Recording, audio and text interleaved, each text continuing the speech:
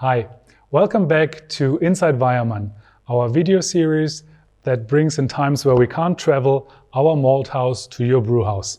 Today's topic are the heirloom and base malt varieties of Weyermann.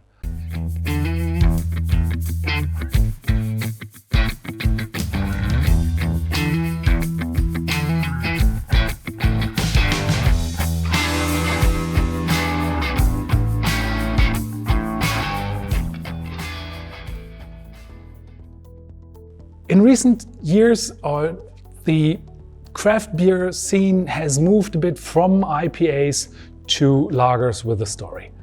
Pilsner beers are getting more into the focus of the brewer, but it's nice to have a base malt with a story to it. So what is an heirloom variety? Here at Weyermann we have Barke, the German Barke or Barke as a lot of people pronounce it in English-speaking countries. So Barke is a variety that Thomas brought back together with the barley breeder. They grew it a few years ago in our barley growing program, and with our local farmers and that close relationship with them, they had the trust in us by saying, okay, why should I grow a variety that was phased out? And that has been a huge success. There's continuous growth on the acreage on Barke variety, and we at Weyermann have Barke Pilsner, Barke Vienna and Barke Munich. So for may it be a Helles or may it be a Vienna style or a red beer or a Munich style beer, you can do that with that heirloom variety, and it's really imparting a lot of malty flavors into the beers. If you compare a normal Pilsner malt with a Barke and you taste it, you will notice that malt forwardness. The maltiness lingers on in your mouth much longer. So it's not just this one-dimensional peak of sweetness, but really that broad maltiness that goes very well into the beers, may it be from, as I said, Helles or also into a bock beer. They really benefit from these heirloom varieties. Then, in addition to the heirloom varieties, we also have a terroir malt. The terroir is not defined by the grain itself, but by its growing conditions.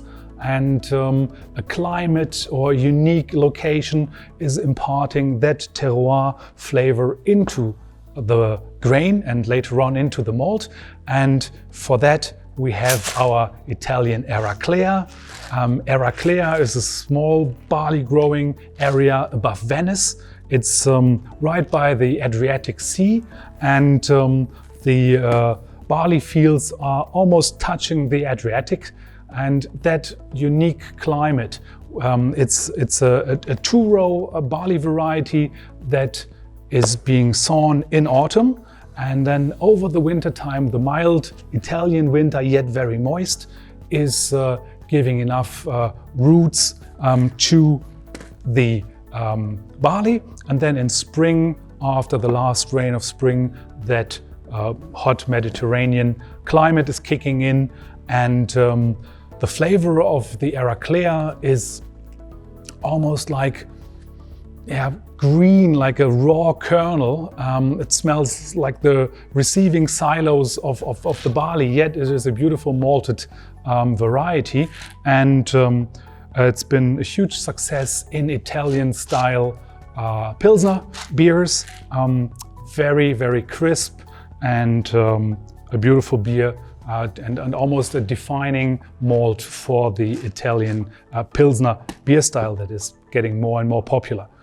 And last but not least, the combination of terroir as well as the mythology of how it's been malted is all combined in the Bohemian floor-malted.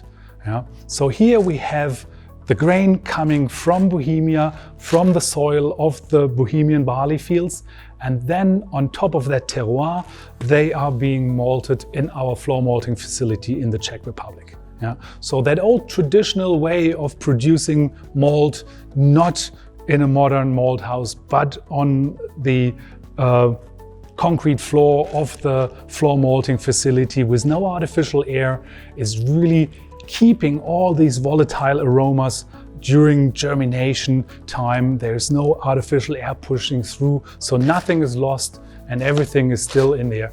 I mean, we're making a video, you can't smell it, but I'm sure you should give that a try as well. And I think this was just a little excursion into the base malts with a story, and I hope you find a way of brewing with these malts of ours and have a great success.